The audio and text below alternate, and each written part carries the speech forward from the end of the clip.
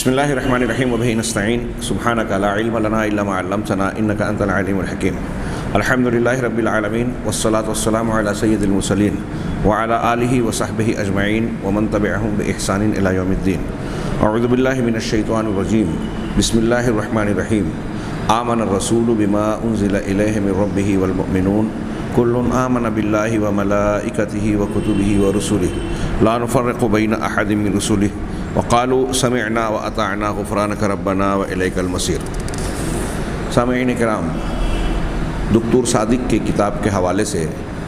ہمارا یہ درس جاری تھا کہ اہل جفا نے نبی کریم صلی اللہ علیہ وسلم کی نبوت کو ایک طرف نشانہ بنایا، شان نبوت، مقام نبوت اور حق نبوت کو گھٹانے کی کوشش کی۔ وہ اس طریقے سے کہ نبی کریم صلی اللہ علیہ وسلم کے مقابل امت کے کچھ افراد کو مشائخ اور بزرگوں کے نام پر ایسے درجے اور مقام پر پہنچانے کی جھوٹے واقعات اور جھوٹے دعووں کے ذریعے کوشش کی کہ انہیں بھی ان پر بھی وحی کا نزول ہوتا ہے،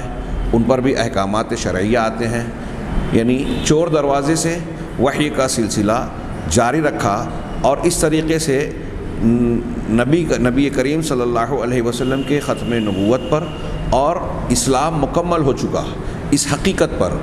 ضرب لگانے کی کوشش کی۔ ایک طرف نبوت کو نشانہ بنایا، دوسری طرف لوگوں کو مزید گمراہ کرنے، سنت سے ہٹا کر بدعت کی طرف لانے کے لیے، حق سے باطل کی طرف پھیرنے کے لیے، سچائیوں سے خرافات کی طرف لانے کے لیے ان لوگوں نے علم نبوت اور ان لوگوں کو جو علم نبوت کے ماہرین، معتبر خدام امت گزرے ہیں، ان پر نشانہ لگایا اور ان کی شان بھی گھٹانے کی کوشش کی۔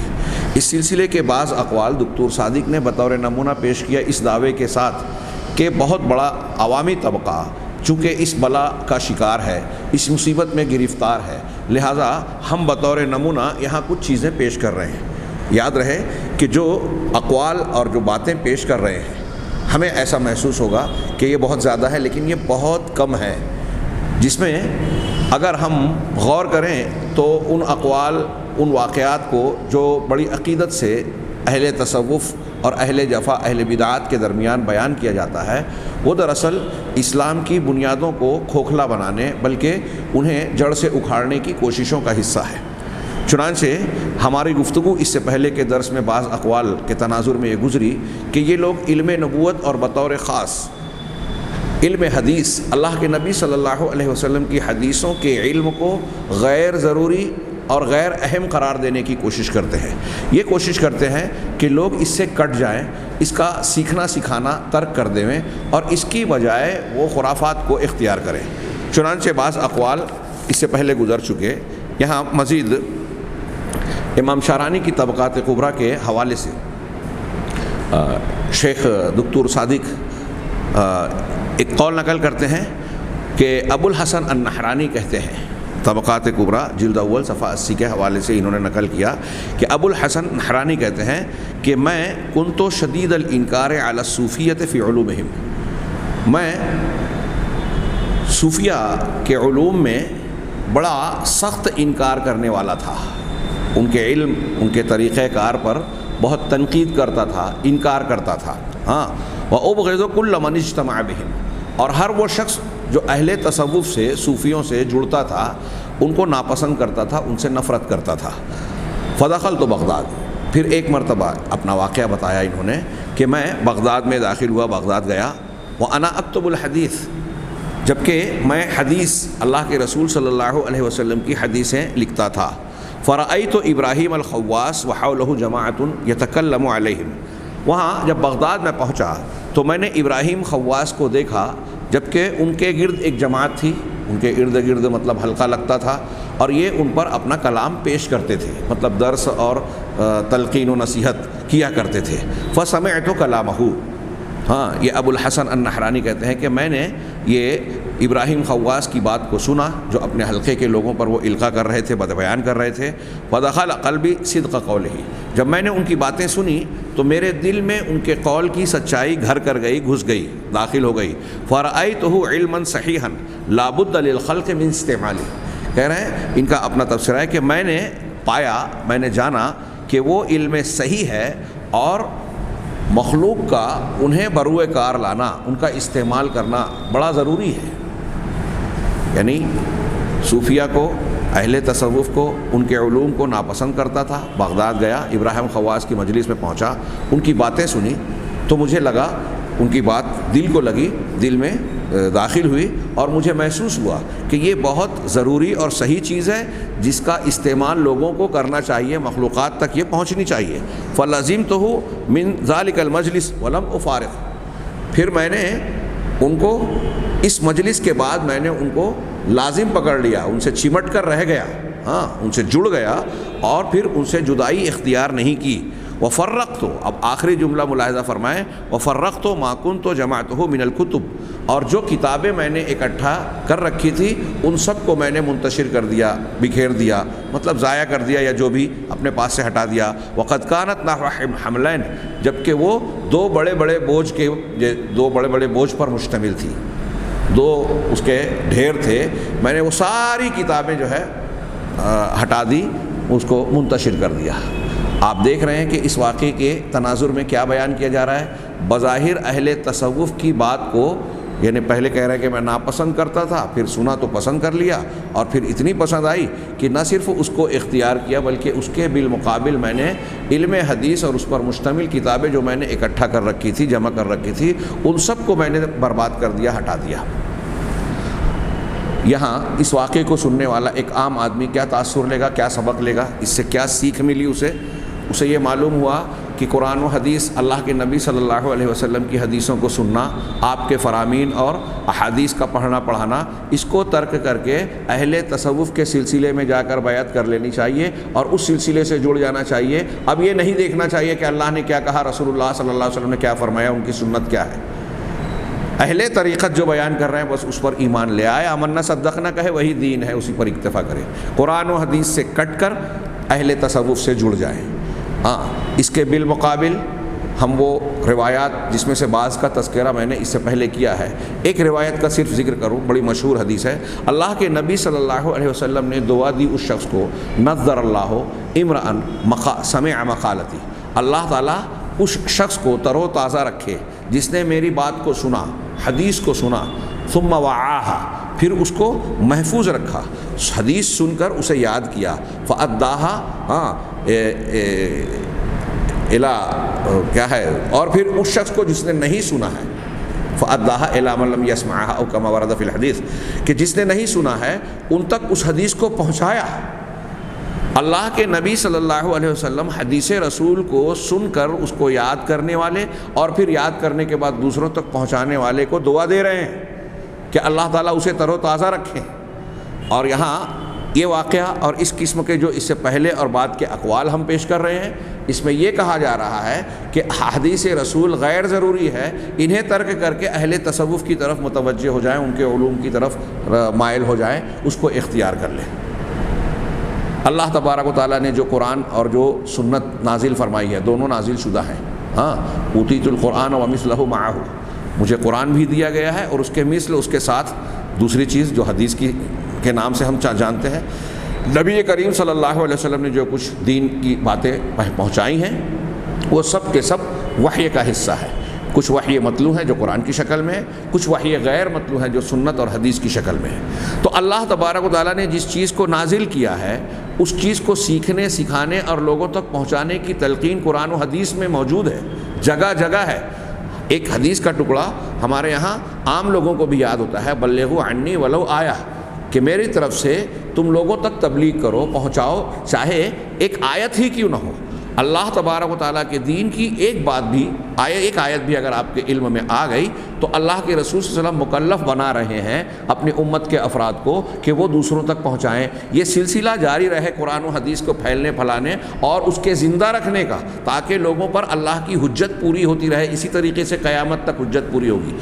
نبی کی نبوت کا سلسلہ اور کتاب اور آسمان سے ہدایت کے نزول کا سلسلہ جب ختم ہو گیا قرآن پر اور رسول اللہ صلی اللہ علیہ وسلم پر، تو ضروری ہے کہ یہ دونوں محفوظ رہیں اور دنیا کے آخری انسان تک جن پر حجت پوری کرنی ہے ان تک یہ تعلیمات پہنچیں، تاکہ ان کو عذر نہ رہ جائے کہ اللہ تبارک و تعالیٰ کی نازل شدہ ہدایت ان تک پہنچی نہیں ہے۔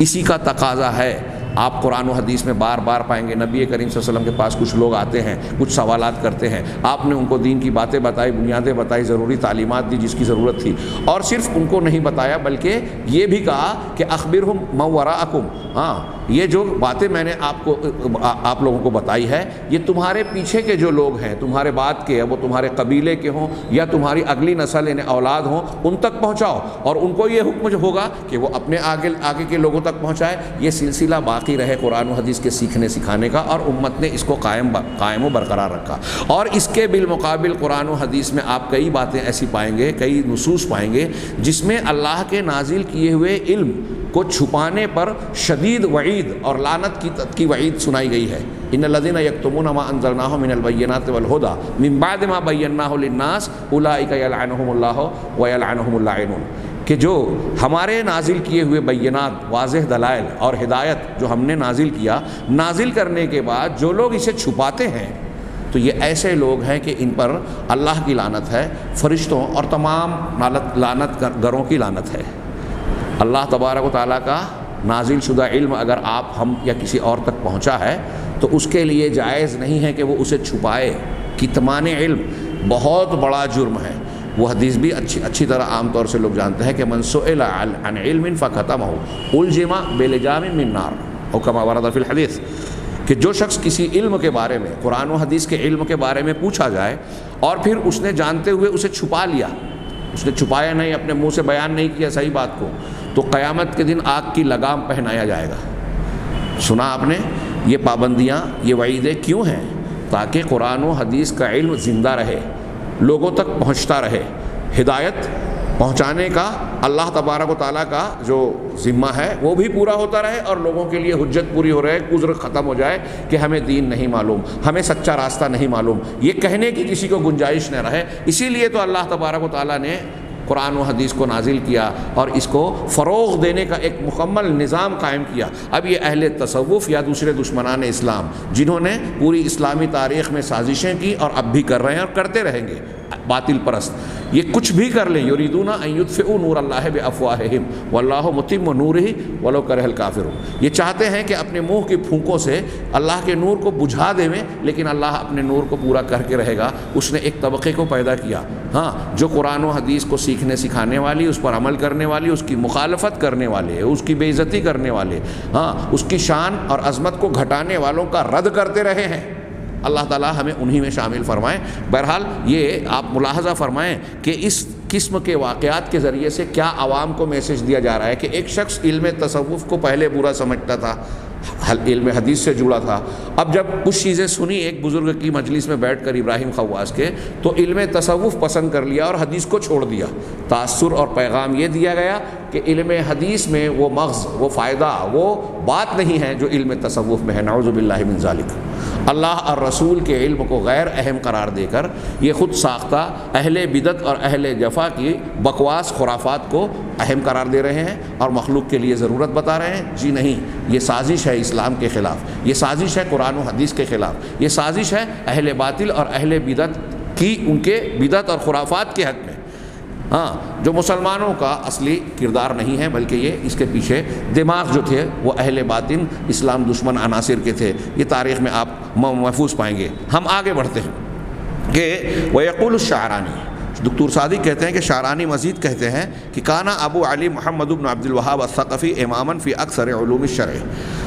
ابو علی محمد بن عبد الوہاب ثقفی یہ ایسی شخصیت تھی جو شریعت کے اکثر علوم کے بارے میں امامت کا درجہ رکھتے تھے، امام تھے. کانا اماماً فی اکثر علوم الشرع، اکثر علوم شرع میں، شریعت کے جو علوم ہیں، قرآن، تفسیر، حدیث، فقہ اور دوسرے جو اس کی ذیلی اور متعلقہ شاخیں ہیں، گویا سب اس میں آ گئے علوم شریعت میں. تو یہ کہہ رہے ہیں کہ علوم شریعت کے اکثر و بیشتر شعبوں میں یہ امام تھے، امام کا درجہ رکھتے تھے. مقدماً فی کل فن منہ، اور ان میں جتنے بھی فن ہیں علوم شریعت کے، ہر ایک میں تقدم اور اولیت، اعلیٰ درجہ رکھتے تھے، اولیت کا مقام رکھتے تھے. لیکن امامت کا درجہ ہے، علوم میں بہت لائق و فائق، ہاں، اور برتر ہے. اس کے باوجود ثم عطل اکثر علومہ واشتغل بعلم التصوف، لیکن بعد میں کیا کیا انہوں نے کہ اپنے سارے علوم کو معطل کر دیا، چھوڑ دیا، سارے علوم سے اپنے آپ کو دستبردار کر لیا. ہاں، واشتغل بعلم التصوف، اور علم تصوف سے لگ گئے، اس میں مصروف اور مشغول ہو گئے. ہاں، وبہ ظہر التصوف بنیسابور، اور انہی کی شخصیت کے ذریعے شہر نیشاپور میں تصوف کو فروغ ملا، ظاہر ہوا. ہاں، یہ طبقات کبریٰ جلد 1 صفحہ 91-92. ہاں، اس کے حوالے سے نقل کیا. ملاحظہ فرما رہے ہیں آپ کہ ایک شخص علوم شریعت میں امام ہے، ان علوم کو جس کے فنون میں وہ چوٹی کا مقام رکھتا ہے، ان علوم کو ترک کر کے تصوف کی طرف جا رہا ہے اور اسی سے جڑ رہا ہے اور پھر اسی کی تبلیغ کر رہا ہے. اسی کے ذریعے سے شہر نیشاپور میں تصوف کو گویا فروغ ملا ان کے قول کے مطابق. کیا تاثر دیا جا رہا ہے کہ اتنے بڑے امام اور شخصیت کا جب یہ نمونہ ہے، ان کا یہ کردار ہے کہ وہ امامت پانے کے باوجود انہوں نے اس کو چھوڑ کر اس کو قبول کیا. اس کا مطلب یہ کہ ان کی نگاہ میں بعد میں یہ بات معلوم ہوئی کہ جن فنون میں نے امامت حاصل کی ہے وہ فنون غیر ضروری ہیں، غیر اہم ہیں. ان سے زیادہ بہتر، ان سے زیادہ مفید، ان سے زیادہ اچھا علم وہ ہے جسے تصوف کہتے ہیں، جبکہ وہ جہالت ہے. یہ علم سے ہٹا کر جہالت کی طرف لے جانے والا عمل ہے، یہ واقعات ہیں.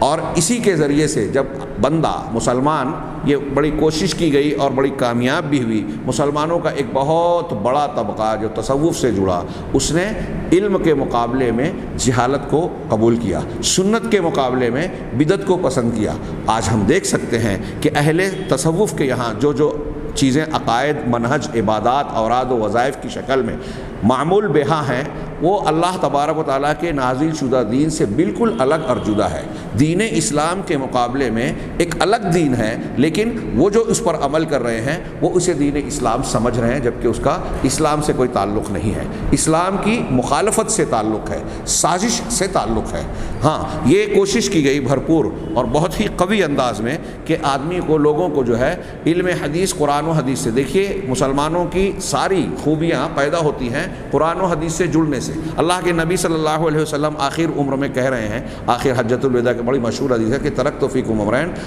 لن تضلوا ما ان تمسکتم بہما. کتنی صاف سودھی حدیث ہے. ہمارے یہاں اہل الحدیث میں یہ حدیث بچوں کو بھی یاد ہوتی ہے الحمدللہ، کہ میں 2 چیزیں تمہیں چھوڑے جا رہا ہوں، جب تک ان دونوں کو مضبوط پکڑے رہو گے کبھی گمراہی نہیں آئے گی. کتنی صاف سیدھی بات ہے. اب اس ایک حدیث کی روشنی میں ایک حدیث رسول صلی اللہ علیہ وسلم کو سامنے رکھیے. رسول کی بات غلط ہو ہی نہیں سکتی. کوئی غلط مانے تو وہ کافر ہو جائے گا. اگر یہ اللہ کے رسول نے فرمائی ہے، یہ ماننے کے بعد کوئی کہے کہ میں نہیں مانتا یا اس کو غلط مانتا ہوں، جھٹلائے، تو کفر ہوگا. کسی بھی مفتی سے فتویٰ پوچھ لیں. تو اب اللہ کے رسول صلی اللہ علیہ وسلم نے یہ فرمایا ہے، اور آپ نے جب فرمایا ہے تو یہ غلط ہو ہی نہیں سکتی. کیا کہ 2 چیزیں چھوڑے جا رہا ہوں، اللہ کی کتاب اور میری سنت. انہیں پکڑے رہو گے تو کبھی گمراہی نہیں آئے گی. یہ ضمانت نبوی ہے. نبی صلی اللہ علیہ وسلم کی زبان مبارک جو جھوٹ جس سے نہیں نکل سکتا، ہاں، اس زبان مبارک سے نکلی ہوئی گارنٹی ہے. اب ایک مومن بندہ اس گارنٹی کو مانتا ہے کہ نہیں مانتا ہے؟ اگر اس گارنٹی کو، اس ضمانت نبوی کو کوئی مومن بندہ مانے گا تو اہل تصوف کی ان خرافات میں سے ایک لفظ بھی نہیں مان سکتا. یہ کہہ رہے ہیں کہ حدیث کو چھوڑ کے تصوف کو اختیار کر لے، یہ زیادہ مفید ہے. اور رسول فرما رہے ہیں کہ قرآن اور حدیث پکڑو گے تو گمراہی دور رہے گی. اس کا مطلب الٹا معنی کیا ہوا؟ اللہ کے رسول جب کہہ رہے ہیں، فرما رہے ہیں، اور رسول اللہ صلی اللہ علیہ وسلم نے جو بات فرمائی ہے یہ قرآن میں دوسرے الفاظ میں ہے نا، وَاعْتَصِمُوا بِحَبْلِ اللَّهِ جَمِيعًا وَلَا تَفَرَّقُوا، کہ اللہ کی رسی کو سب مل کر مضبوطی سے پکڑ لو اور فرقہ فرقہ نہ بنو. تو اس کا مطلب یہ کہ رسی کو مضبوط پکڑیں گے تو فرقہ بندی نہیں ہوگی. فرقہ بندی ہے اس کا مطلب رسی نہیں پکڑی ہے. یہاں حدیث میں کہا کہ اگر آپ نے قرآن و حدیث کو مضبوط پکڑا تو گمراہی نہیں آئے گی. اس کا الٹا معنی کیا ہوا کہ اگر آپ نے قرآن و حدیث کو چھوڑا یا جس قدر اس سے دوری اختیار کی، منہج میں، عمل میں، عقیدے میں، جیسے جیسے قرآن و حدیث پر ہماری گرفت کمزور ہوگی یا اس سے دوری ہوگی، ویسے ویسے گمراہی آئے گی. دنیا میں کوئی بھی گمراہی دیکھ لیجئے، مسلمانوں میں جو بھی خرابی ہو عقیدے اور عمل کی، اسی قدر گمراہی آئی جس قدر قرآن و حدیث کو ترک کیا. کتنی صاف اور سیدھی تعلیم ہے ان دروس میں. صرف یہ جو بات میں ابھی عرض کر رہا ہوں، اگر بنیادی طور پہ، نقطے کے طور پر اسے سمجھ لیا جائے تو ہم سمجھیں گے کہ اللہ تبارک و تعالیٰ نے ہم کو اس محنت کا صلہ دے دیا. ہاں وہ کیا کہ اللہ تبارک و تعالیٰ کی نازل شدہ وحی قرآن اور حدیث، ان دونوں کو مضبوط تھامنا ہی ہدایت ہے، ان سے ہٹنا گمراہی ہے۔ اور اہل تصوف کے یہ اقوال اور واقعات جو ہم پڑھ رہے ہیں، اس میں یہ کہا جا رہا ہے کہ قرآن اور حدیث کو چھوڑ کر آپ دیکھیے، قرآن کو ڈائریکٹ نہیں بول سکتے تھے، اس کی جرت نہیں کر سکتے تھے، اس لیے حدیث کو نشانہ بنایا، اور قرآن کو غیر اہم قرار دینے کے لیے جو اپنے اوراد، وظائف، دعائیں بیان کی، اپنے اعمال بیان کیے، اس کی فضیلت میں یہ ذکر کیا کہ یہ عمل، یہ دعا جس نے پڑھ لی، یہ عمل جس نے کر لیا، اس کو اتنی مرتبہ قرآن پڑھنے سے زیادہ ثواب ملے گا۔ تو عوام کو یہ میسج دیا گیا کہ قرآن پڑھنے کی بجائے ہمارے سلسلے کی فلاں دعا، فلاں ذکر، فلاں وظیفہ جو ہے اس کو اختیار کر لو، اپنے اوقات اس میں لگاؤ، قرآن کی تلاوت کرنے، قرآن کی تفسیر اور اس کے معنی اور مفہوم کو سمجھنے میں وقت نہ لگاؤ، کیونکہ اگر اس میں وقت لگاؤ گے قرآن و حدیث سمجھ میں آئے گا تو یہ سمجھ میں آ جائے گا کہ یہ سارے کے سارے جو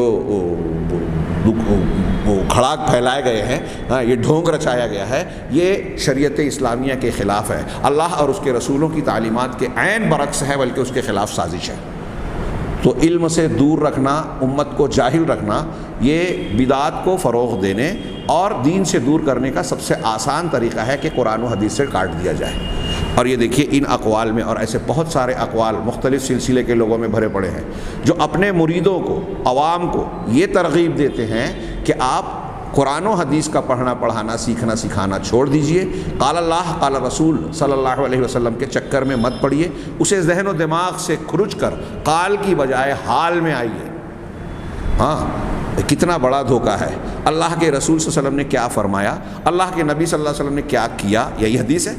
جو آپ کا عمل ہے، جو آپ کا قول ہے، جو آپ کی تقریر ہے، حدیث سنت یہی ہے۔ تو جب آپ اللہ کے رسول کے قول، فعل اور تقریرات کو جانیں گے نہیں تو اللہ کے رسول صلی اللہ علیہ وسلم کی حالت کیسے اختیار کریں گے؟ کہہ رہے ہیں نا کہ ہم حال نبوی کے محافظ ہیں، ان کے یہاں قال ہے، ہمارے یہاں حال ہے۔ ارے آپ کے پاس حال کیسے ہے جب آپ جانتے ہی نہیں کہ حدیث کیا ہے؟ حدیث جانیں گے نہیں تو حال رسول کہاں سے آئے گا؟ تو پہلے آپ عمل، علم، عقیدہ کچھ بھی اختیار کریں، اس سے پہلا قدم ہے علم کا۔ کچھ بھی سیکھنا ہو، لا الہ الا اللہ آپ کو کہنا ہے، اس کی شرائط کے ساتھ جو اللہ کے ہاں لا الہ الا اللہ کو مقبول بنائے، اس لا الہ الا اللہ کو اللہ کے یہاں مقبول بنانے والا اسی وقت آپ کہہ سکتے ہیں، اختیار کر سکتے ہیں جب آپ لا الہ الا اللہ کا علم حاصل کریں۔ اور یہاں کہا جا رہا ہے کہ علم حاصل ہی مت کرو، علم کے چکر میں مت پڑو، حال میں آ جاؤ۔ ہاں، غور کرنے کی بات ہے، یہ چھوٹا موٹا فتنہ نہیں ہے، چھوٹی موٹی مصیبت نہیں ہے، اور اس مصیبت میں امت کی بہت بڑی تعداد جو ہے مبتلا ہے، انہیں بچانا ہے تو ان کو اس بات کا احساس دلانا ہے جو بڑا مشکل کام ہے۔ ہاں، امام شافعی کا قول میں نے اس سے پہلے بھی بیان کیا کہ جو شخص صبح میں تصوف اختیار کرتا ہے، شام ہونے سے پہلے وہ مجروح، پاگل، دیوانہ ہو جاتا ہے۔ ہاں، کیوں کہا انہوں نے؟ اس لیے کہ آپ ان لوگوں کو جب آپ دیکھیں گے، آپ ان کو سمجھانے جائیں گے، قرآن کی آیت یا حدیث رسول سنا کر، دلیل دے کر سمجھانے کی کوشش کریں گے تو وہ آپ کی بات سننے کے لیے تیار نہیں ہوگا۔ کیوں؟ دماغ اس کے ذریعے سے تربیت پایا ہوا ہے کہ قرآن و حدیث اہم نہیں ہے، چھلکا ہے، ہڈی ہے، مغز ہمارے مشائخ کے پاس ہے۔ تو پہلی بات یہ کہ قرآن و حدیث کو غیر اہم قرار دیا، علم نبوت کی اہمیت کو ختم کر دیا، اس لیے اس کی طرف توجہ نہیں، اس کی حجیت، اس کی اہمیت، افادیت اور اس کا کیا مقام ہے یہ بھی کھرچ دیا گیا۔ صحابہ کرام ایک رسول کی حدیث رسول سن لیتے صلی اللہ علیہ وسلم تو اس کے مقابل کوئی دوسری بات پیش کرنے کی جرت نہیں کرتے، چاہے تائید ہی میں ہو۔ یہ وہ مقام رسالت اور مقام نبوت اور وحی کی حیثیت جانتے تھے، یہاں اس کو کھرچ کر رکھ دیا گیا۔ حدیث آ رہی ہے، اس کی مخالفت کرے، کوئی پرواہ نہیں، بالکل غیر ایمانی مزاج۔ پھر اس کے بعد اس کے مقابلے میں یہ تاثر دیا گیا کہ حدیث رسول کو چھوڑ رہے ہیں اگر ہم، تو ہم امام صاحب، شیخ صاحب، پیر صاحب، ہاں، اور ایسے ایسے بزرگ ولی کا مقام جو پائے ہوئے ہیں، ہاں، ان کی باتیں مان رہے ہیں۔ تو یا تو رسول اللہ صلی اللہ علیہ وسلم کی حدیث کو چھوڑنے کے بعد یہ اس سے زیادہ افضل غیر محسوس طور پر، لاشعوری طور پر مان رہے ہیں، یا یہ مان رہے ہیں کہ ہم نے جو ان کی حدیثوں کو چھوڑا تو کوئی غلط کام نہیں کیا، کیونکہ ہمارے ہاتھ میں شیخ کا دامن موجود ہے، ان کی پیروی اور سلسلے کے اوپر ہم قائم ہیں، اور یہاں گارنٹی ہے ہم کو ملی ہوئی کہ ہم اس سلسلے میں رہیں گے تو ہمارے پیر صاحب ہمیں بچا لیں گے، نجات دلا دیں گے، بلکہ اعلیٰ مقام دلائیں گے۔ نعوذ باللہ من ذالک۔ بہت بڑا دھوکہ، بہت بڑا فریب، بہت بڑا دجل، ہاں، اور ابلیس کی بڑی سازش جس میں وہ کامیاب نظر آ رہا ہے۔ اسے سمجھیں اور لوگوں تک پہنچائیں۔ آگے ہم پیش کر رہے ہیں یہ علم حدیث اور علم قرآن و سنت کی مذمت، اس کی شان کو، عظمت کو گھٹانے والے کچھ اقوال پیش کرنے کے بعد اب ضمناً انہوں نے ایک دو بات اور بھی کہی کہ انہوں نے صرف اتنا ہی نہیں کیا کہ اس علم کو مجروح کیا، غیر ضروری قرار دینے کی کوشش کی، بلکہ آگے کہہ رہے ہیں وَلَمْ يَكْتَفِ هَؤُلَاءِ بِالتَّنْفِيرِ إِجْمَالًا عَنْ عِلْمِ الْحَدِيثِ وَغَيْرِهِ مِنْ عُلُومِ الشَّرْعِ، کہ ان لوگوں نے، اہل تصوف نے اجمالی طور پر صرف علم حدیث اور اس کے علاوہ شریعت کے دوسرے علوم سے لوگوں کو نفرت دلانے پر ہی اکتفا نہیں کی، صرف اتنا ہی نہیں کیا کہ عوام کو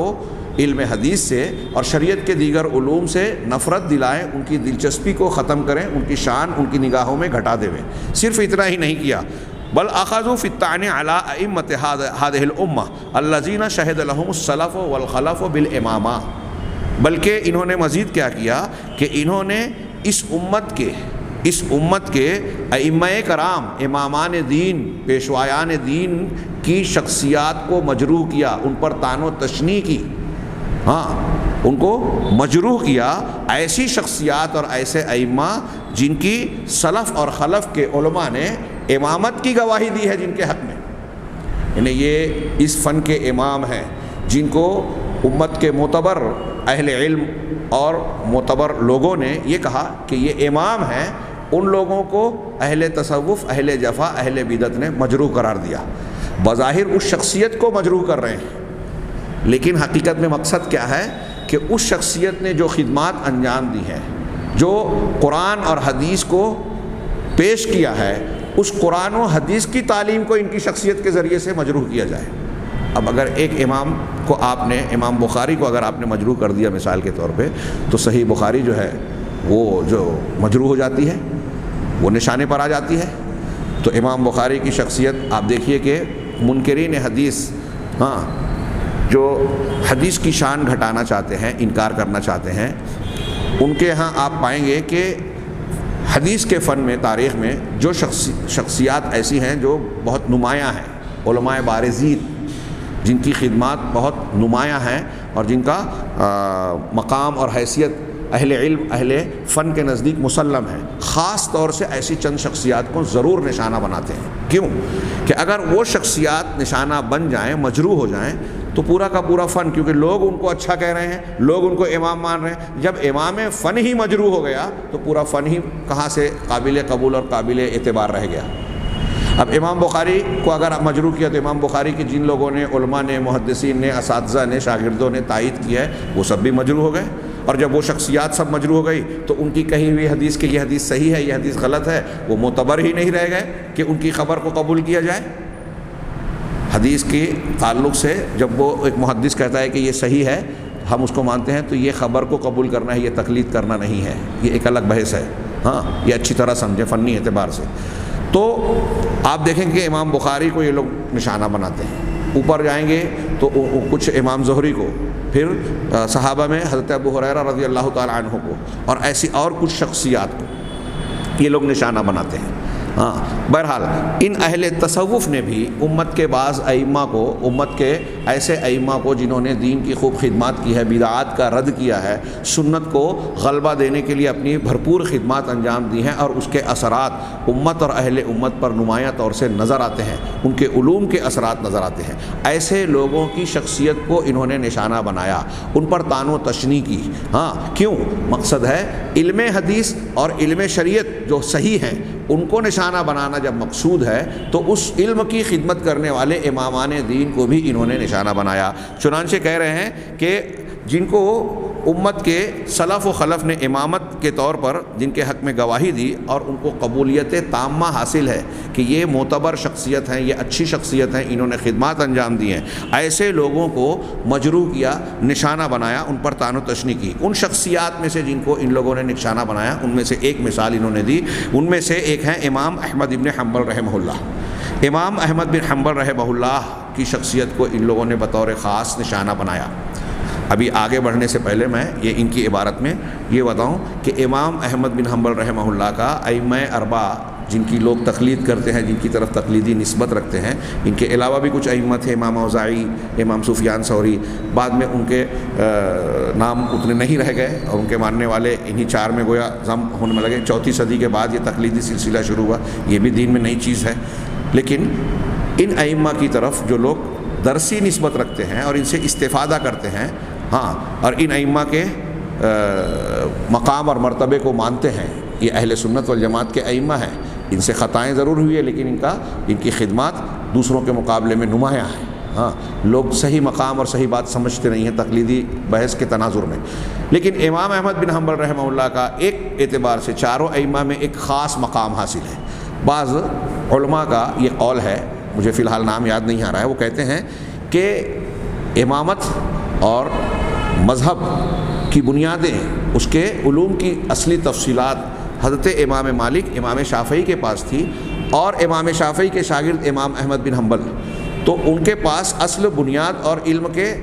اصل ماخذ کی سارا نچوڑ تو تھا، لیکن ظہور اور غلبہ امام احمد بن حنبل کو ملا۔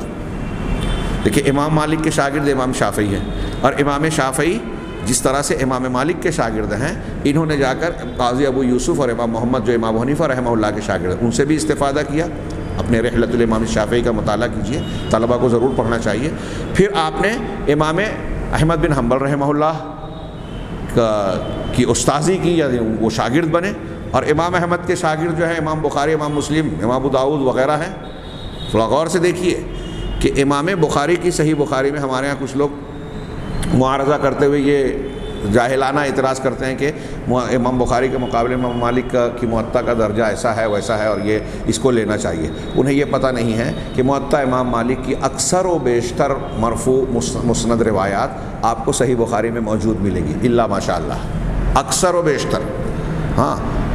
اب آپ اس کو میں سلسلہ جو بتا رہا ہوں، امام مالک امام شافعی کے استاذ، امام شافعی استاذ ہیں امام احمد بن حنبل کے۔ اب ان دونوں کے یہاں 4 میں سے 2 امام ہو گئی ہے، ایک دوسرے سے استفادہ اور افادہ کا معاملہ موجود ہے، ہاں، استنباط اور اس میں جو وہ اصولوں کی بنیاد پہ اختلاف ہے وہ اپنی جگہ، لیکن ان کے آپس کے بعد جو ہے امام احمد بن حنبل رحمہ اللہ کو ایک خاص مقام حاصل ہوا کہ آپ کو ان علوم کا حصہ بھی ملا۔ اہل علم نے لکھا چونکہ ان ائمہ میں سب سے بعد کے ہیں، اور تدوین حدیث کا جو عمل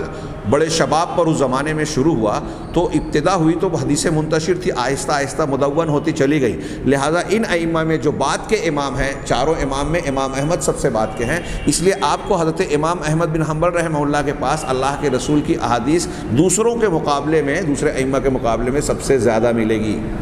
سب سے زیادہ۔ اور پھر امام بخاری مزید اس میں آگے بڑھے، امام احمد بن حنبل اپنے شاگرد امام بخاری کے بارے میں کہتے ہیں کہ جس حدیث کو بخاری نہ جانے وہ حدیث نہیں ہے۔ کیا مطلب ہوا اس کا؟ مطلب جو ذخیرہ حدیث میں جو کچھ ملتی ہے وہ اس وقت تک اتنی اکٹھا ہو گئی تھی کہ اب ان کے پاس موجود ہیں، اور ان کے شاگردوں کے پاس اس طرح سے ہیں کہ اب یہ بمشکل کہا جا سکتا ہے کہ جو حدیث رسول ہو اور ابھی اکٹھا نہ ہوئی ہو، ان کے علم میں نہ آئی ہو۔ یہ نہیں کہتے کہ وہ ایک حدیث بھی ایسی نہیں ہوگی، ہو سکتی ہے، لیکن اس قول کی جامعیت کو سمجھیں، اور یہ سمجھیں کہ اس وقت حدیثیں جس طرح سے اکٹھا ہو گئی ہیں اس سے پہلے نہیں تھی۔ تو امام احمد بن حنبل رحمہ اللہ کے پاس ایک بات تو یہ میں نے ایک اختصاص بتایا، اور امام احمد کے زمانے میں اہل بدعت نے جو سر اٹھایا، تو آپ دیکھیں گے کہ احمد بن حنبل رحمہ اللہ نے ان کا دوسروں کے مقابلے میں، اپنے سے پہلے کے ائمہ کے مقابلے میں زیادہ شدت سے ان کا رد کیا۔ ہاں، اسماء و صفات کے باب میں، اور دوسرے باب میں جو تقدیر وغیرہ کے باب میں، جماعت اور اجتماعیت کے باب میں خوارج نے، معتزلہ نے، جہمیہ نے جو مخالفتیں اختیار کی، تحریری شکل میں امام احمد بن حنبل نے اس کا جواب دیا۔ معتزلہ کے مقابلے میں خلق قرآن کے فتنے میں جو ہے ڈٹ کر کھڑے ہو گئے، اور وقت کی حکومت نے آپ کو سزا دی، کوڑے برسائے، بعد میں اسی میں آپ کی وفات بھی ہوئی، شہادت بھی ہوئی، اسے شہادت کہے وفات کہیں۔ ہاں، تو یہ فتنوں کا بھی زیادہ معاملہ آپ کے سامنے پیش رہا، اور چونکہ اس طریقے سے آپ نے اہل بدعت کا رد کیا، حدیثیں آپ کے پاس سب سے زیادہ اکٹھا ہوئی، اور آپ نے اس کی سب سے زیادہ خدمت اور تدوین کی، اس لیے آپ کو امام اہل سنہ کہا جاتا ہے۔ ہاں، اب ایسی شخصیت کو انہوں نے بطور خاص نشانہ بنایا۔ کیسے نشانہ بنایا اور ان کے بارے میں کچھ تفصیل انشاءاللہ ہم اگلے درس میں جانیں گے۔ اللہ تعالیٰ ہمیں خیر کی توفیق دے۔ وآخر دعوانا ان الحمدللہ رب العالمین۔